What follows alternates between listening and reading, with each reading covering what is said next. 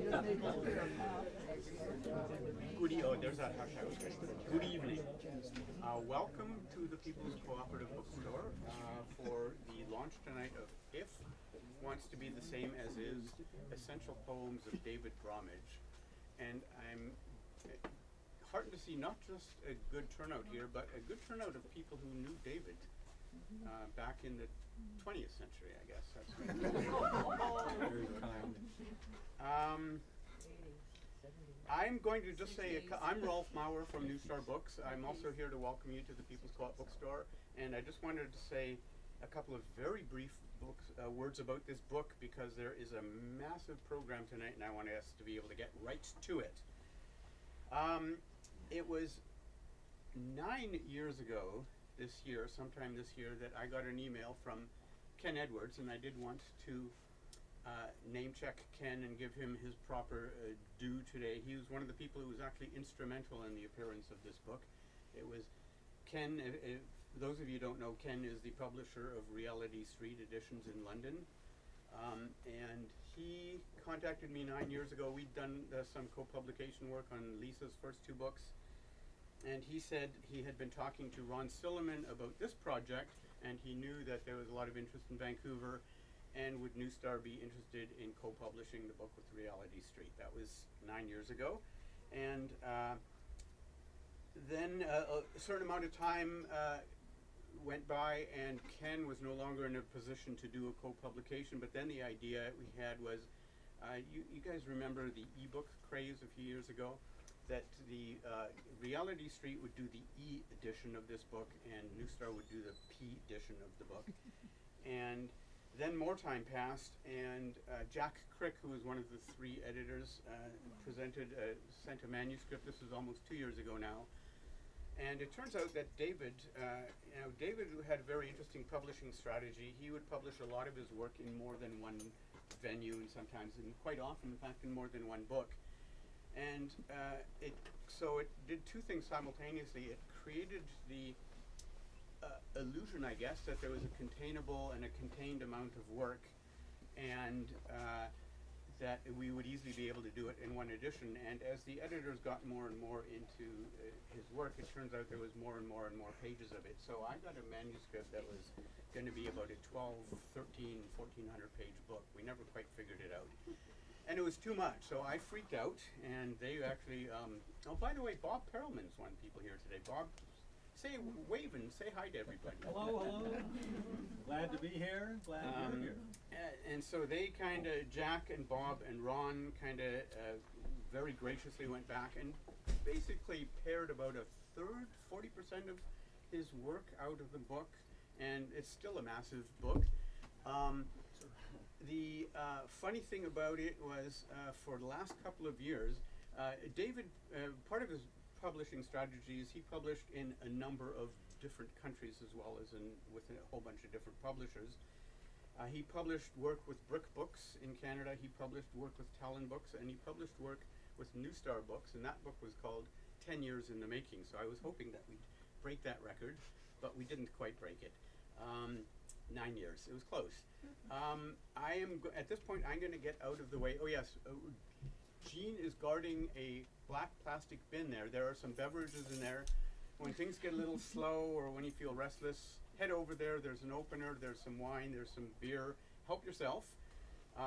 It is gratis, and in the meantime, so are the many, many readers that we're going to have. Thank you all for not just showing up, but thanks to the readers who've agreed to read some of David's work, or perhaps tell David's stories. I'm not sure what they have in mind. The first person who's going to say something is Bob Perelman, all the way from Berkeley. So Bob, can you come up here and take it away?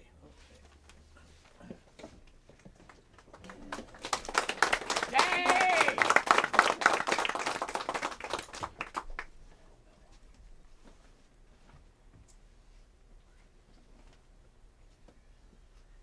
Well, it's a pleasure to hold this book and remember David and remember his appetite for poetry and his humor and the quickness of his wit, and his unceasing eloquence and his goofiness, and he was exemplary in that respect. I mean, there's no trademark David Bromige style. There's a whole range of things. And I'm just going to read a couple of bits from very different pieces to start things off. This first piece I'm going to read from it's a long poem essay. It's in prose with poetry interspersed, and it's called My Poetry. And it isn't David's poetry. I mean, it's kind of basically he took all the reviews of his work and chopped them up and messed with them and made this piece. And this was a time in the was it the late 70s or the early 80s? I guess late 70s. When there was a lot of appropriation art being done, and that was we thought a hot new style, which we had discovered. Of course, it had been done before, but we didn't know that. Anyway, but this is not exactly appropriation poetry. I mean, it does use a lot of other people's words, but it doesn't just quote them, it messes with them, and you really can't tell. The subject position is this David being snarky about his reviews. This is David's being self-critical of himself, donning these other voices, etc. So it's a truly slippery piece. Anyway, I'll just read some of it. It's about 15 pages long, and I'm not going to read nearly that much. And I'm not going to differentiate the prose and the poetry. I'll just read. Okay. The world is not all that's lowercase.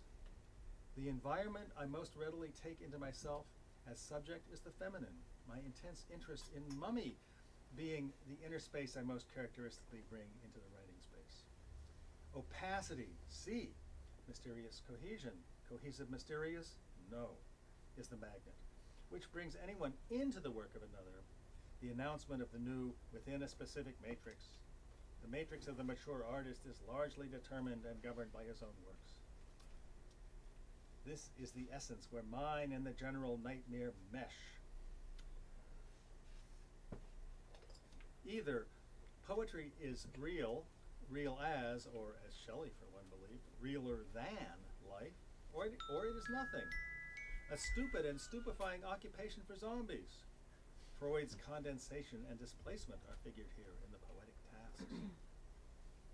Not the cracking of the ashtray on my skull was the indicator, but her repeated scream. What do I want with a husband? Never once my name. This syntax, like algebra, seems not unlike that which Hofmannsthal claims for his early lyrics. For me, also, everything disintegrated into parts, those parts again into parts. No longer would anything let itself be encompassed by one idea. Single words floated round me. They congealed in E-Y-E-S, which stared at me and into which I was forced to stare back.